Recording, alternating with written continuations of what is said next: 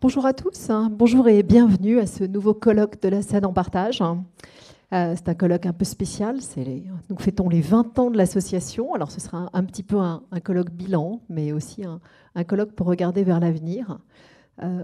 2021, c'est une année charnière pour notre association et pour notre siècle. Alors, je m'appelle Cécile Desjardins, je suis journaliste et je suis très heureuse d'être avec vous aujourd'hui, d'être avec vous physiquement après la difficile année dernière que nous avons eue. Je suis physiquement avec les intervenants, la plupart des intervenants.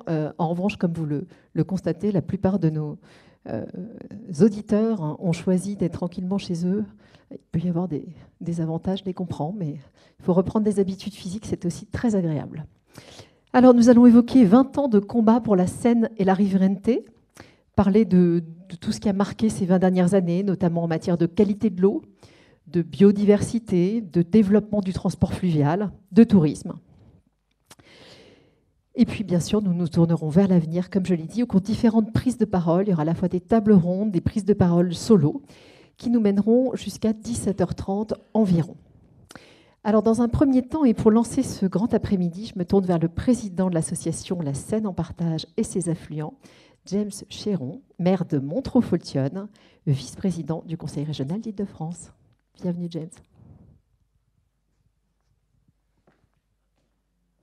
Merci Cécile, je ne sais pas si vous m'entendez. Oui, avec le micro, voilà, notamment pour nos amis qui sont en ligne, monsieur le préfet, mesdames, messieurs, les élus, les représentants d'entreprises, d'associations, mesdames et messieurs, et surtout, chers amis, bienvenue à vous, aussi bien à ceux qui sont dans cette belle salle de notre Conseil régional d'Île-de-France à Saint-Ouen, qu'à ceux qui sont devant leur écran. Et merci de votre fidélité qui nous est évidemment si précieuse.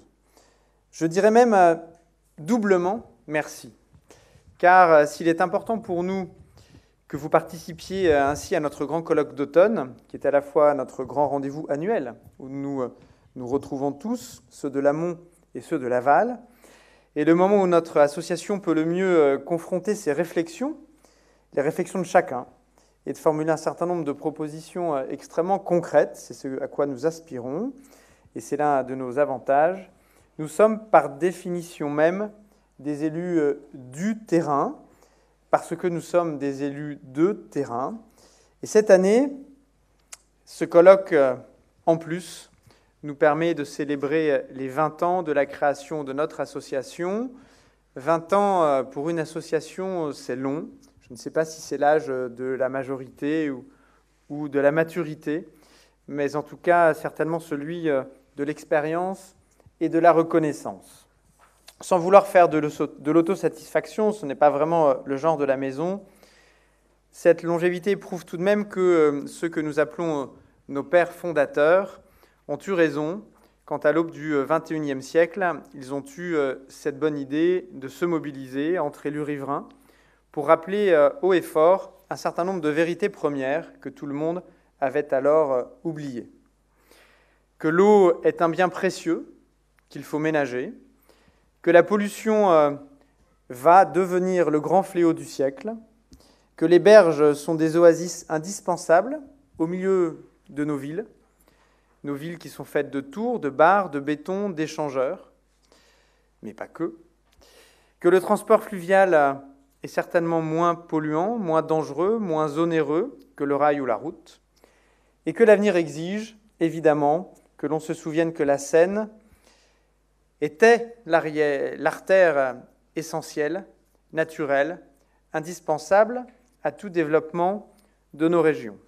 Alors, puisque nous avons 20 ans et que c'est notre anniversaire, et puisque j'évoquais nos pères fondateurs, je veux naturellement dire merci à Yves Gégaud, celui qui est à l'initiative et au portage de cette association, notre président fondateur, et puis à ceux qui lui ont succédé, Jean-Louis Testu, Michel Valache, et enfin Arnaud Richard. Dire merci également et exprimer une profonde gratitude à notre très cher Pascal Dugas, notre délégué général, qui tient la barre de notre association avec tellement de talent. Il reste évidemment beaucoup à faire.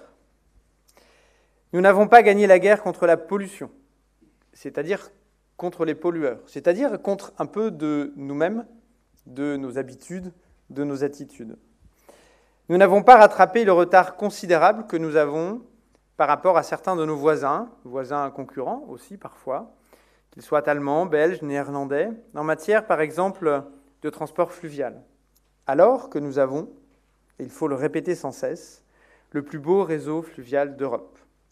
Et surtout, ce qui nous inquiète encore, la riverainité, la Seine, nos affluents, n'apparaissent toujours pas dans tous les projets, dans tous les plans, dans toutes les promesses de développement, tous ces projets que l'on nous présente aujourd'hui pour préparer ce qu'on appelle désormais le monde d'après. Nos responsables, nos dirigeants, nos aménageurs semblent toujours ignorer que nous avons cette chance merveilleuse d'avoir ce trésor inestimable, la Seine. La Seine qui, au fil des siècles, comme au fil de son eau, au fil des siècles et même des millénaires, nous a permis de construire nos villes et nos villages, nos cathédrales et nos châteaux, nos cités plus modernes aussi, bref, d'établir notre civilisation. Ce colloque, le colloque des 20 ans, il est et il sera important grâce à vous tous, ici à Saint-Ouen, et aussi toutes celles et ceux qui sont en ligne très nombreux, parce que le bilan que nous allons dresser va nous permettre de dire clairement l'avenir que nous voulons, de dessiner des projets, parce qu'après ces 20 premières années, après 2001-2021, il va y avoir assurément 2021-2041. Alors je vous souhaite à toutes et à tous un bon colloque, un bon travail, et je vous dis à tout à l'heure.